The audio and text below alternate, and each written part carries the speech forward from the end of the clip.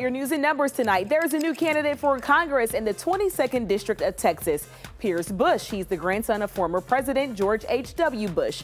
Now, it's his first run for office. It's not going to be easy, even with his last name.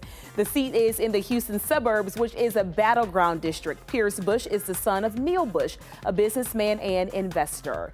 Coca-Cola made some noise to celebrate the 100 years since its initial public offering on the stock market. Coke executives and board members rang the opening bell today at the New York Stock Exchange. An original $40 share, along with reinvested dividends, will be worth more than $18 million today. Who bought that? Let me know. I just want to see something real quick.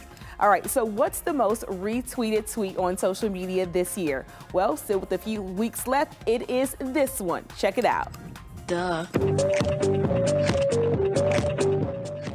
Nope, never saw it. I guess I'm out of the cool kids club tonight. It's from the K-pop band BTS. It's basically 15 seconds of dancing to Billie Eilish's song. It's been retweeted nearly 1 million times since it was posted back in June.